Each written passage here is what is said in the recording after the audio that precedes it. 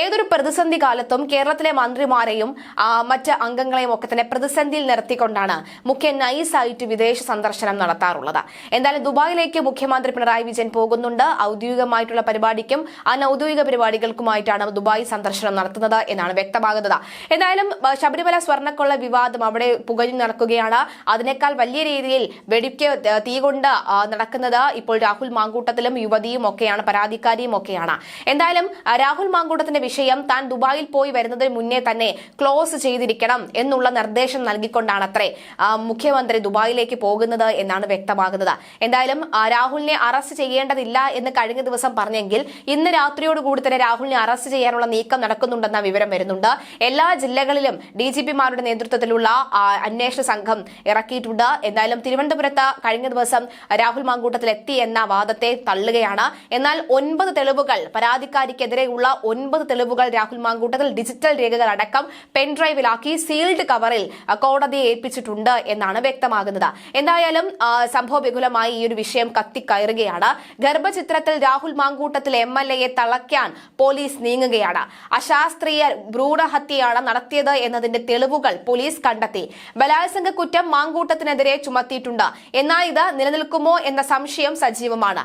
ഈ സാഹചര്യത്തിലാണ് ഗർഭചിത്രം ഗൗരവത്തിലെടുക്കുന്നത്.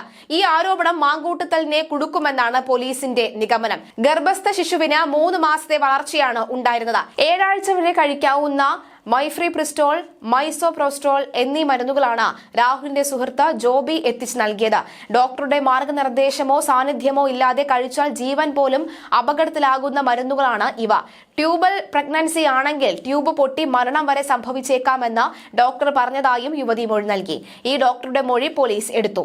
ആശുപത്രിയിൽ നിന്നും രേഖകളും പിടിച്ചെടുത്തു. കൂടുതൽ വിവരങ്ങൾക്കായാണ് ഈ തെളിവെടുപ്പ് നടന്നുകൊണ്ടിരിക്കുന്നത്. എന്തായാലും ഈ തെളിവെടുപ്പിനിടയിൽ ഫ്ളാറ്റിലൊക്കെ തന്നെ സന്ദർശനം നടത്തിയിരുന്നു. കൃത്യമായി വിശദീകരിച്ചു. ഫ്ളാറ്റിൽ നിന്നും ചില നിർണായക രേഖകൾ ലഭിച്ചിട്ടുണ്ട് എന്നാണ് മനസ്സിലാകുന്നത്. എന്തായാലും മരുന്ന് കഴിച്ചതിന് പിന്നാലെ ഗുരുതര രക്തസ്രാവമാണ് യുവതിക്ക് ഉണ്ടായത്. ഇതോടെ സ്വകാര്യ ആശുപത്രിയിൽ ചികിത്സയും തേടി. ഇതിന്റെ മെഡിക്കൽ രേഖകളും യുവതി പോലീസിന് കൈമാറി. ഈ സാഹചര്യത്തിലാണ് പോലീസ് ഡോക്ടറുടെ മൊഴി എടുക്കുന്നത്. ഭ്രൂണഹത്യയ്ക്ക് ശേഷം യുവതി മാനസികമായി തകരുകയും ജീവനെടുക്കാൻ ശ്രമിക്കുകയും ചെയ്തിരുന്നു. തിരുവനന്തപുരം നഗരത്തിലെ സ്വകാര്യ ആശുപത്രിയിലെ ICUവിൽ പ്രവേശിക്കപ്പെടുകയും ചെയ്തിരുന്നു. ഗുരുതരമായ ആരോഗ്യ പ്രശ്നങ്ങളും യുവതിക്ക് ഉണ്ടായി. ഇതിന്റെ രേഖകൾ പോലീസ് ശേഖരിച്ചു. യുവതിയെ പരിശോധിച്ച ഡോക്ടറിൽ നിന്നും പോലീസ് മൊഴിയെടുത്തു. വിവാഹ ബന്ധം ഒഴിഞ്ഞപ്പോൾ ആശ്വസിപ്പിക്കാൻ എന്ന തരത്തിലാണ് രാഹുൽ സൗഹൃദം സ്ഥാപിച്ചത്.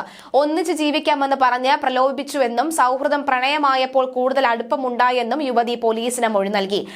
അടുപ്പവും വിശ്വാസവും മുതലെടുത്ത നഗ്ന ദൃശ്യങ്ങൾ രാഹുൽ പകർത്തിയെന്നും പിന്നീട് ഇത് കാണിച്ച് ഭീഷണിപ്പെടുത്തി വരുതിയിലാക്കി ക്രൂരമായി ബലാത്സംഗം ചെയ്തുവെന്നും മൊഴിയിൽ വിശദീകരിക്കുന്നു.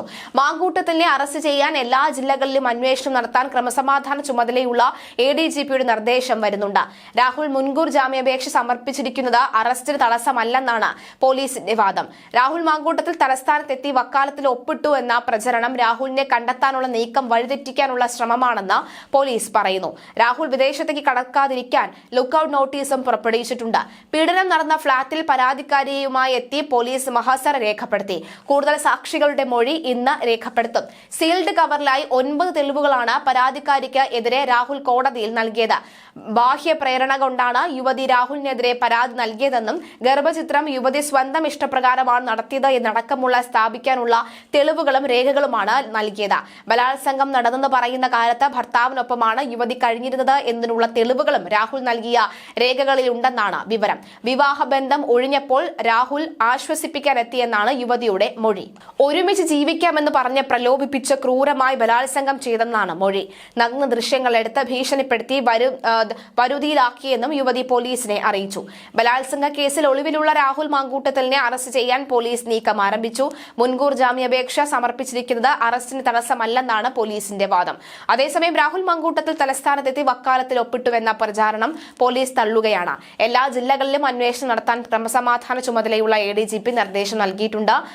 പരാതിക്കാരിയുമായി പീഡനം നടന്ന ഫ്ളാറ്റിലെത്തി പോലീസ് മഹസർ തയ്യാറാക്കി. കൂടുതൽ സാക്ഷികളുടെ മൊഴി ഇന്ന് രേഖപ്പെടുത്തും. പരാതിക്കാരിയായ യുവതിക്കെതിരെ ഇന്നലെയാണ് രാഹുൽ മാങ്കൂട്ടം നിർണായകമായ തെളിവുകൾ പോലീസിനും ഒപ്പം കോടതിക്ക് കൈമാറിയത്. കേസിൽ ഒളിവിലുള്ള രാഹുൽ മാങ്കൂട്ടത്തിൽ കഴിഞ്ഞ ദിവസം തിരുവനന്തപുരത്ത് എത്തി വക്കാലത്തിൽ ഒപ്പിട്ടു എന്ന അഭിഭാഷകൻ അവകാശപ്പെടുന്നു. എന്നാൽ ഇക്കാര്യം പോലീസ് തള്ളുകയാണ്. തിരുവനന്തപുരം വഞ്ചൂരിലെ അഭിഭാഷകന്റെ ഓഫീസിലെത്തി വക്കാലത്ത് ഒപ്പിട്ടുവെന്നാണ് പറയുന്നത്. രാഹുൽ ഒപ്പിട്ട മുൻകൂർ ജാമ്യ ഹർജിയുടെ പകർപ്പും പുറത്തു വന്നിരുന്നു.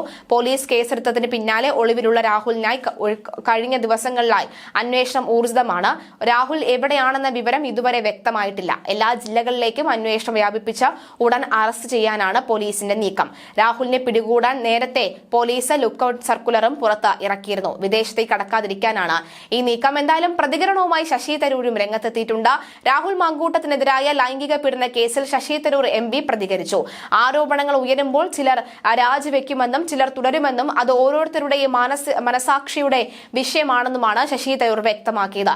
കൂടുതൽ രാഷ്ട്രീയ വിവാദങ്ങൾക്കില്ലെന്നും തെരഞ്ഞെടുപ്പിൽ കോൺഗ്രസിന് ഒരു മുഖം വേണമെന്നും മറ്റു മുന്നണികൾക്കൊക്കെ മുഖ്യമന്ത്രി ആരെന്ന് ചോദിച്ചാൽ കാണിക്കാൻ ആളുണ്ടെന്നും എല്ലാ സംസ്ഥാനങ്ങളിലും അങ്ങനെയാണ് പാർട്ടികൾ തെരഞ്ഞെടുപ്പിനെ നേരിടുന്നത് എന്നും ശശി തരൂർ വ്യക്തമാക്കിയിരുന്നു. എന്തായാലും കഴിഞ്ഞ ദിവസം സുരേഷ് ഗോപിയും രാഹുൽ മാങ്കൂട്ടത്തിന്റെ വിഷയത്തിൽ ചോദ്യങ്ങൾ ആരഞ്ഞപ്പോൾ രാഹുൽ മാങ്കൂട്ടം ഒന്നും ഒരു തെരഞ്ഞെടുപ്പ് വിഷയമേ അല്ല, മറ്റ് തെരഞ്ഞെടുപ്പ് വിഷയങ്ങൾ ചോദിക്കൂ എന്നായിരുന്നു ചോദിച്ചിരുന്നത്. എന്നായിരുന്നു പറഞ്ഞത്. അതൊക്കെയാണ് പ്രതിപക്ഷ ബഹുമാനം എന്ന് പറയുന്നത്, പ്രതിപക്ഷ മര്യാദ എന്ന് പറയുന്നത്. അനാവശ്യമായി ഉള്ള വിഷയങ്ങൾ രാഹുൽ മാങ്കൂട്ടത്തിൽ ഗർഭിണിയാക്കുന്നു അല്ലെങ്കിൽ രാഹുൽ മാങ്കൂട്ടത്തിൽ ഗർഭചിത്രം നടത്തുന്നു, അതൊക്കെ വ്യക്തിപരമായ വിഷയങ്ങളിലേക്ക് വരുമ്പോൾ അതിനെ മാത്രം ഫോക്കസ് ചെയ്തുകൊണ്ട് എന്നാൽ ശ്രദ്ധിക്കപ്പെടേണ്ട വിഷയങ്ങൾ തള്ളിക്കളഞ്ഞും വളരെ അഡ്രസ് ചെയ്യപ്പെടേണ്ട വിഷയങ്ങൾ അഡ്രസ് ചെയ്യപ്പെടാതെയും പോകുന്ന സാഹചര്യം ഉണ്ടാകുന്നു. അതിനെ വെച്ച് പൊറുപ്പിക്കാൻ പാടില്ല. എന്തായാലും രാഹുൽ മാങ്കൂട്ടത്തിൽ തെറ്റ് ചെയ്തിട്ടുണ്ടെങ്കിൽ ശിക്ഷിക്കപ്പെടുക തന്നെ ചെയ്യും. ഇനി രാഹുൽ മാങ്കൂട്ടത്തിൽ കുടുക്കാനായി ശ്രമിക്കുന്നുണ്ടെങ്കിൽ യുവതിയും ശിക്ഷിക്കപ്പെടുക തന്നെ ചെയ്യുമെന്ന കാര്യത്തിൽ സംശയമില്ല. എന്തായാലും രാഹുൽ മാങ്കൂട്ടത്തിൽ 9 തെളിവുകളാണ് യുവതിക്കെതിരെ കോടതിയിൽ ഹാജരാക്കിയിരിക്കുന്നത്. ഇനി ബുധനാഴ്ചയോ വ്യാഴാഴ്ചയോ ആയിരിക്കും കോടതി ഈ കേസ് കേൾക്കുന്നത്. അന്ന് ജാമ്യം ലഭിക്കുമോ ഇല്ലയോ എന്നറിയില്ല.